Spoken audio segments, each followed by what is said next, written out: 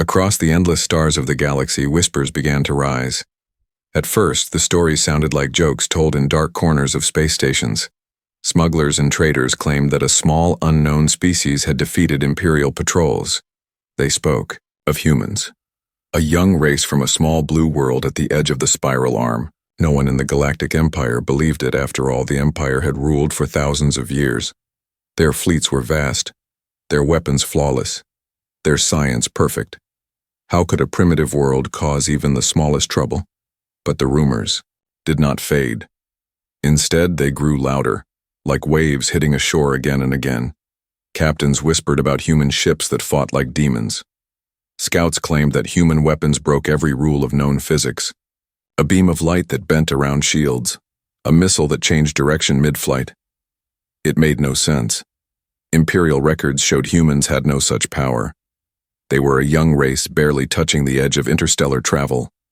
Their ships looked weak, old, and ugly compared to the elegant silver fleets of the Empire, and yet those ugly ships survived battles they should have lost. In the Imperial Navy Command, officers laughed at the rumors. To them, this was nothing but space gossip. The Empire had crushed countless young races before. One more primitive world could not possibly stand in the way. But as the weeks passed, reports became harder to ignore. Entire squadrons failed to return. Distress calls ended in silence. Sensor logs, broken and fragmented, showed impossible images. A human vessel surrounded by fire, still flying, still fighting. Another recording showed an Imperial cruiser firing. Again and again, but human armor refused to break. The Empire's best engineers examined the logs and declared them impossible. Yet the losses were real. On the trade routes, merchants began to avoid human space. They whispered in fear. If even the Empire could not crush these humans, what chance did anyone else have? Some said the humans had found ancient weapons left by a forgotten god. Others claimed humans had made a pact with creatures outside reality. One theory said humans were not new at all, but an ancient race returning with hidden power. No story agreed with another. But all shared the same chilling fact. Human ships worked in ways no one could understand. The galaxy did not know why. It only knew that it did. In the great halls of the Imperial Palace, the High Council gathered. Golden lights shone on their armor, polished and shining like the Empire itself. They sat at long tables, speaking in calm voices. But beneath their calm was fear. Fear of something they could not explain. Humans are insects, said one counselor. Nothing more. Their time will end soon. Then explain our losses. Another replied. Explain why our best fleets return in ashes. Arguments filled the air, but no answers came. The Emperor himself sat in silence, listening, watching. For the first time in centuries, the great empire faced something unknown, something it could not control with power, something that broke the laws of reason. Far from the throne worlds, in a dark corner of the galaxy, humans prepared quietly. They did not boast. They did not shout their victories. They only built more ships, each ship strange, imperfect, even ugly in design. But each ship carried that same mystery, that same impossible truth. No one in the Empire understood why, and the humans never explained. They only fought and they only won. Across the stars, fear turned into silence. Even mighty warlords lowered their voices when speaking the word human. The rumors had become something more. They had become a shadow over the Empire's pride, a question no scholar could answer, no general could solve. Why do human weapons work when they should not? Why do human ships survive when science says they must break? No one knew, only that it was true. And as the Empire prepared to send more fleets, a single thought spread through the galaxy like wildfire. If the rumors were true, then the Empire itself was in danger. Danger from a young race no one had ever taken seriously. Danger from humans. The Galactic Empire did not believe in rumors. It believed in power. So when whispers of human victories grew too loud, the High Command sent a scout fleet. It was not large, only 3 cruisers and 6 frigates, but each ship carried weapons strong enough to burn a continent. They expected to teach the humans a lesson, a warning strike to remind the galaxy who ruled the stars. The fleet entered human space in silence. Their silver hulls reflected the starlight, sharp and beautiful like blades. They moved with confidence, engines roaring with ancient technology tested for centuries. To them, the humans were nothing, a minor obstacle to be crushed and forgotten. On the bridge of the lead cruiser, Admiral Kaylor sat in his throne-like chair. He watched the stars with cold eyes. "Find them," he ordered, "and destroy them." Hours later, sensors picked up 3 human ships, small, fragile-looking, patched with uneven metal plates. They looked more like cargo vessels than warships. The crew laughed, voices full of contempt. "These are the monsters we fear," one officer sneered. Another replied, "Even pirates build better ships." But Admiral Kaylor did not smile. He had fought long enough to know appearances could lie. The order was given. Imperial cruisers charged weapons, bright lances of energy ready to fire. Frigates spread out in formation, encircling the human vessels. It was a trap from which no prey could escape. "Transmit surrender demand," Kaylor said, his voice calm. The message went out into the void. "Surrender now, humans, or be destroyed." Silence answered. Then, in the next breath, the impossible happened. The 3 human ships turned to face the fleet. No hesitation, no fear. Their engines flared, not with elegant blue light, but with wild orange fire, ugly, unstable, like machines held together by hope alone. And then they attacked. The first human ship launched a missile. The crew on the Imperial bridge laughed again. Their shields could withstand 1,000 such weapons. But the missile twisted mid-flight. It bent around the shields as if the laws of physics had stepped aside. The explosion tore through a frigate, splitting it in 2. Screams filled the comm channels. The laughter died, replaced by silence. "Impossible," Kaylor whispered. The second human ship opened fire with energy beams. They flickered, unstable, raw, like something that should fail. Yet each beam burned holes through Imperial armor. Another frigate broke apart, debris scattering into the void. The third human ship charged forward, ramming speed. It should have shattered against the cruiser's hull. But somehow its nose cut through metal like a knife through paper. The cruiser shook. Alarms screamed. Officers scrambled to understand. But nothing made sense. "Retaliate," Kaylor shouted. The Imperial fleet unleashed its fury. Beams of white fire cut across the stars. Torpedoes streaked forward, perfect, flawless. Guided by centuries of science, they struck the human ships again and again. And yet they did not fall. Plasma fire should have melted their armor. Kinetic blasts should have broken them apart. But the humans kept moving. Damaged, burning, yet alive. Their weapons roared again, tearing through Imperial lines. Panic spread. Officers screamed that their systems were failing. Shields collapsed. Engines shut down. Weapons refused to lock. Every calculation, every formula, every law of reality said the humans should have lost, but reality itself bent around them. Kaylor stood frozen on his bridge. He had seen warlords, pirates, rebels, even ancient machines. But never had he seen this. It was not just power. It was something deeper, something wrong, something terrifying. One by one, Imperial ships exploded. The humans, though fewer, though weaker in design, cut through them with impossible precision. The stars filled with fire, and the mighty fleet of the Empire fell into ruin. In the end, only Kaylor's cruiser survived, drifting with broken engines. He stared at the view screen, where the 3 human ships hovered like shadows, burning, scarred, and yet undefeated. A message crackled through the silence. It was a human voice, calm, steady, without arrogance. "Leave our space," the voice said.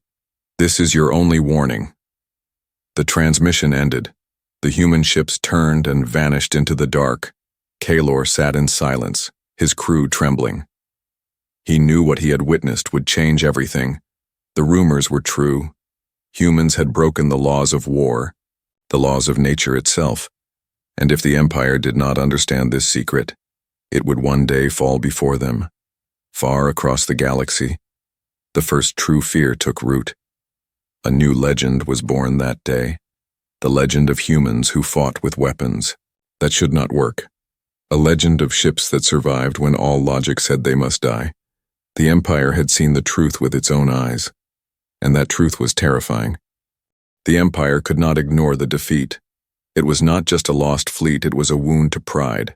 For thousands of years, no young species had ever humiliated them, and yet 3 human ships had destroyed some of their finest war machines. The High Council demanded answers. The Emperor himself ordered proof. And so, a new mission began. A fleet was sent not to fight but to capture. They wanted a human ship intact. They wanted to tear it apart, to see what dark secret made it so strong. Weeks later, on the edge of human space, the opportunity came. An Imperial ambush struck a small convoy of human freighters. In the chaos, one ship was disabled, its engines burned, its weapons silenced. The humans fought with the same impossible spirit. But this time, numbers overwhelmed them. The captured vessel was dragged into hyperspace, chained like a beast. It was brought to a secret Imperial research station orbiting a dead star. Guards surrounded it, scientists gathered, and whispers spread through the corridors.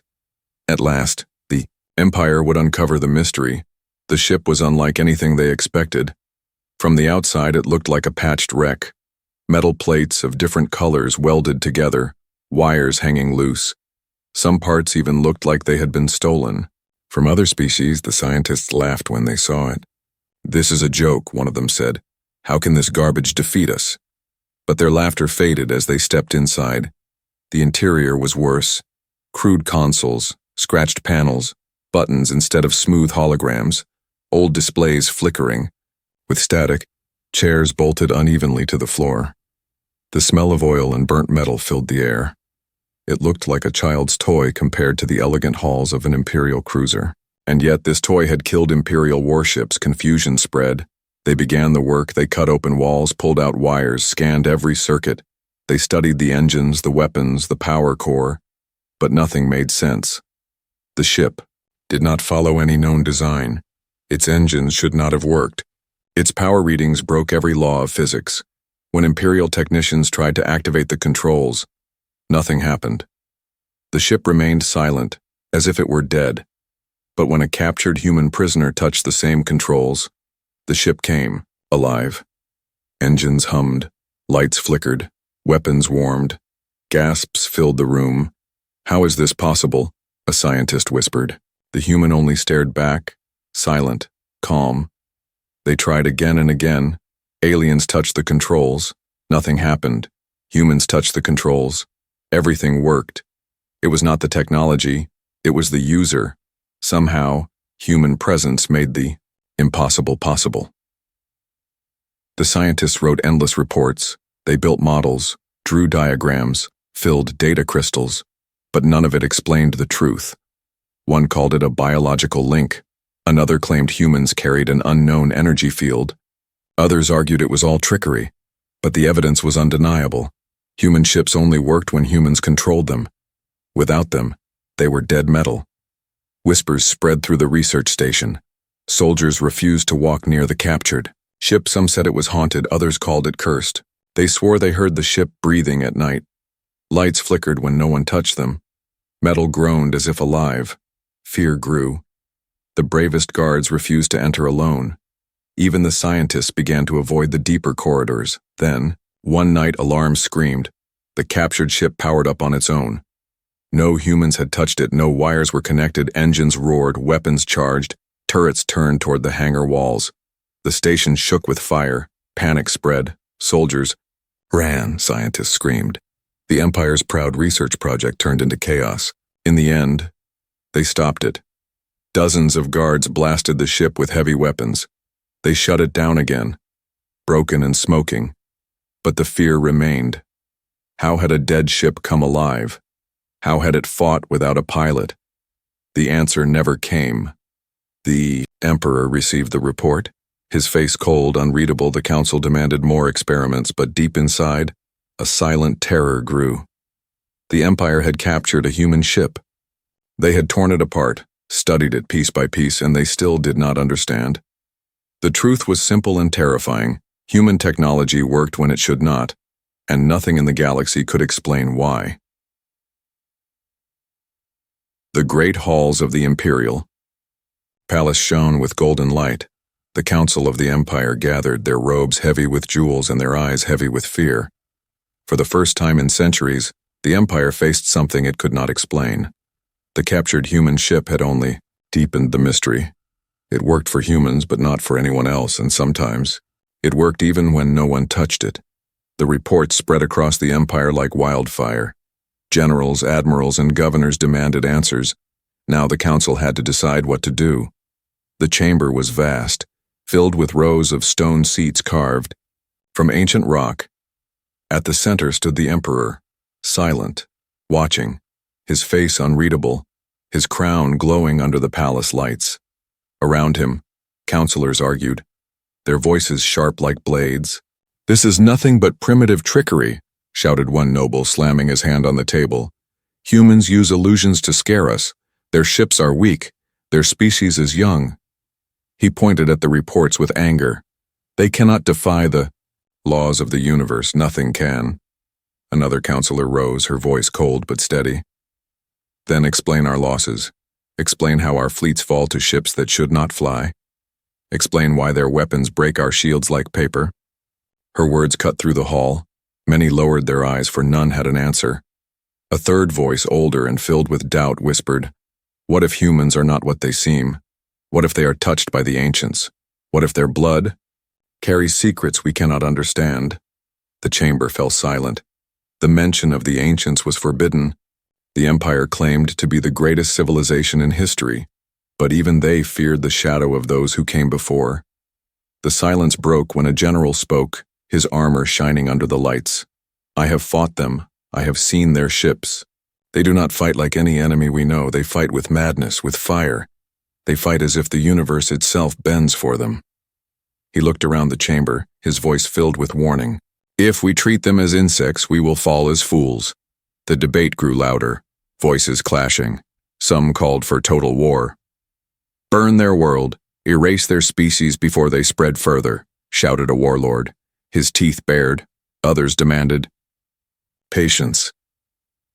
"Study them, learn their secret, and then use it for the Empire," argued the scientists. A few voices even whispered something dangerous. "Perhaps we should talk to them." Those words were met with rage. "Talk to primitives. Bow to insects," the nobles roared. "Better to die than to kneel before savages." Through it all, the emperor remained silent. His eyes studied each counselor, his mind heavy with calculation.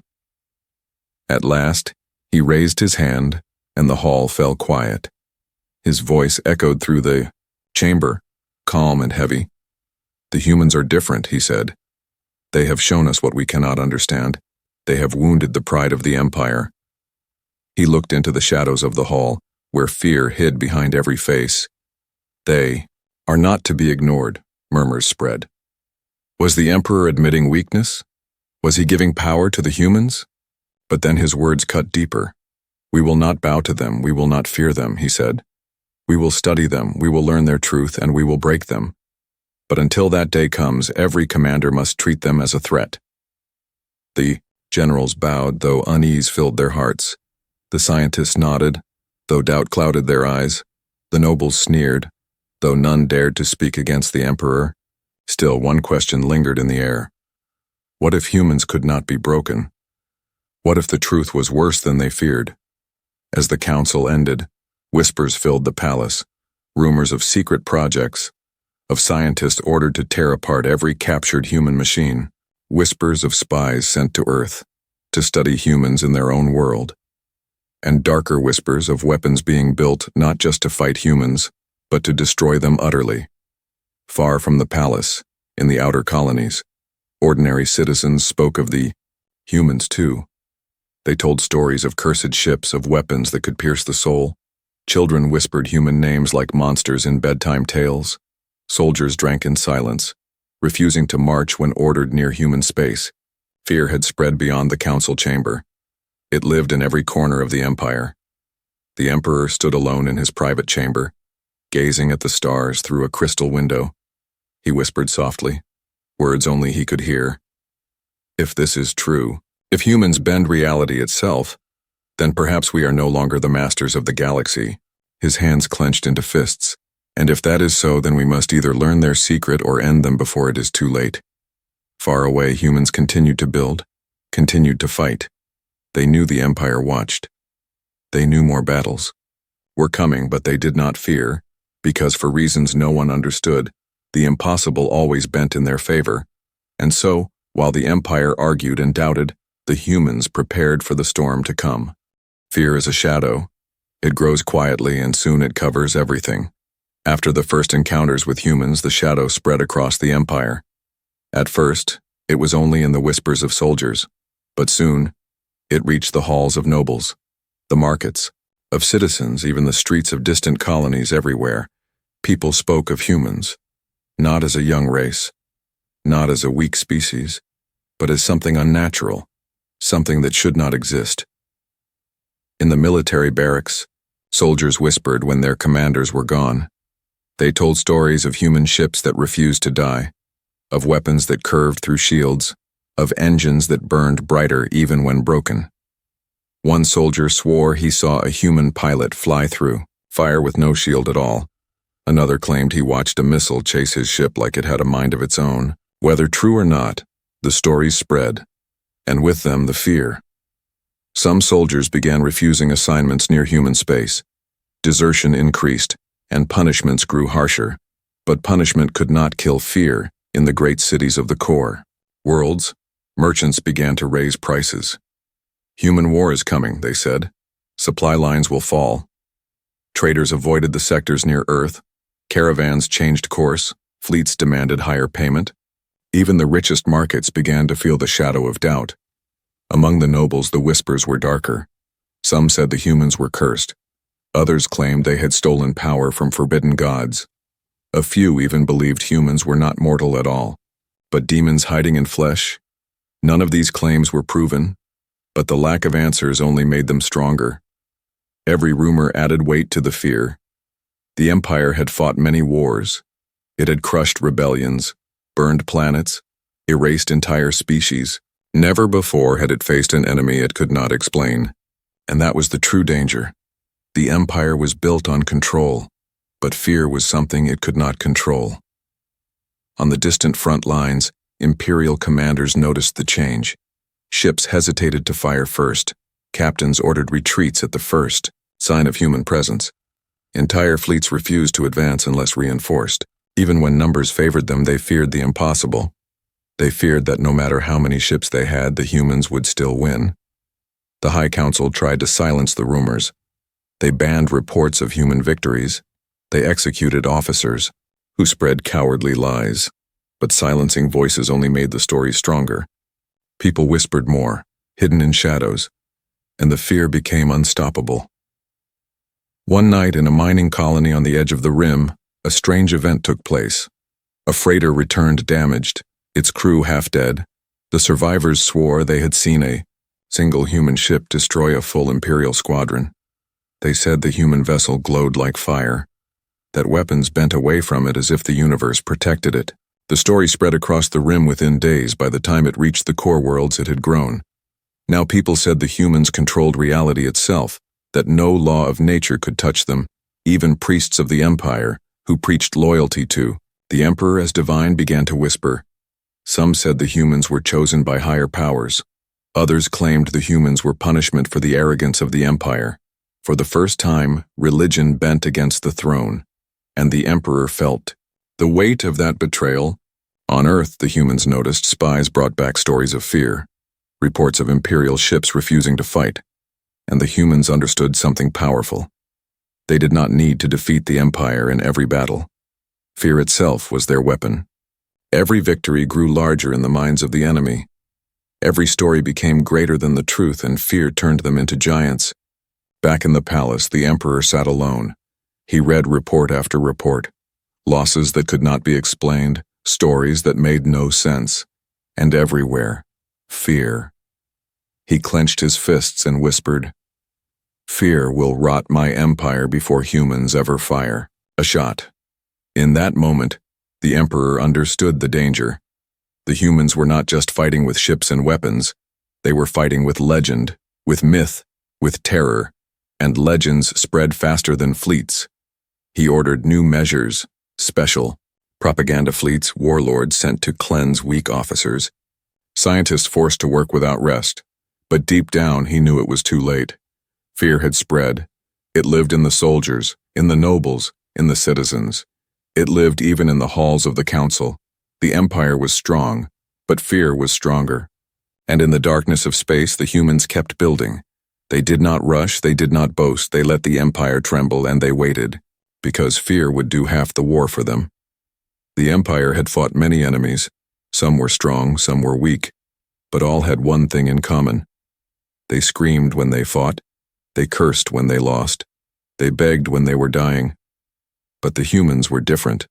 They did not shout, they did not curse, they did not beg. Instead, they sent a message so calm, so quiet, that it chilled the galaxy more than any weapon. The message came first to the outer colonies. It was simple, carried on old radio, waves, and scattered across trade channels. The language was translated into every tongue, and it said, "We do not seek war, but if you attack us, you will fall. No anger, no pride, no threat. Just calm words, steady like a stone in a river." The empire laughed at first. Nobles mocked the simplicity. Generals sneered at the arrogance, but soldiers did not laugh, because they had seen the truth in battle.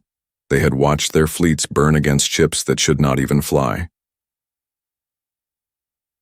Soon, the message spread further. It appeared in the core worlds. On giant screens in the markets, it slipped into the comms of war fleets. It even reached the capital itself, everywhere. The same words repeated. "We do not seek war, but if you attack us, you will fall." Merchants repeated it. Priests whispered it. Children learned it as a rhyme. The empire tried to block it, but it was too late. The words had become a shadow over every star.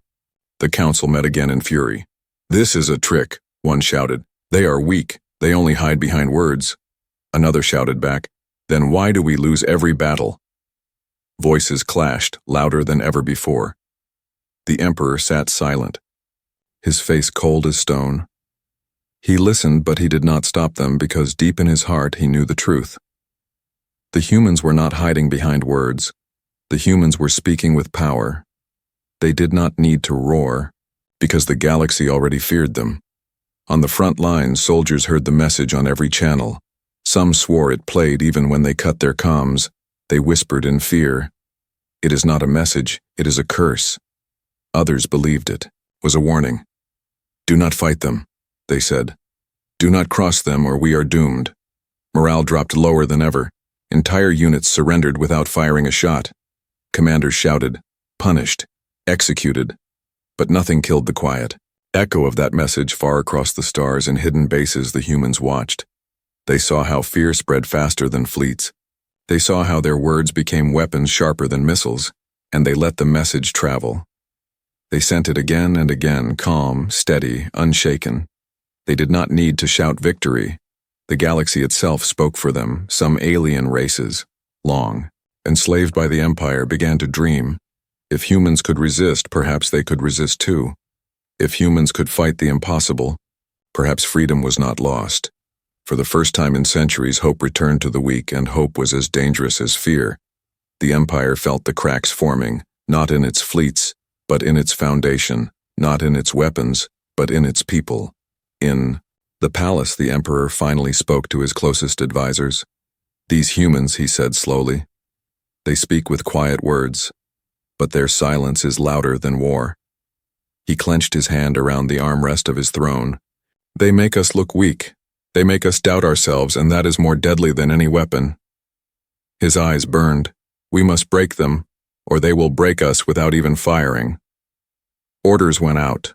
More fleets gathered, more spies sent, more scientists enslaved to study the mystery. The empire would not bow.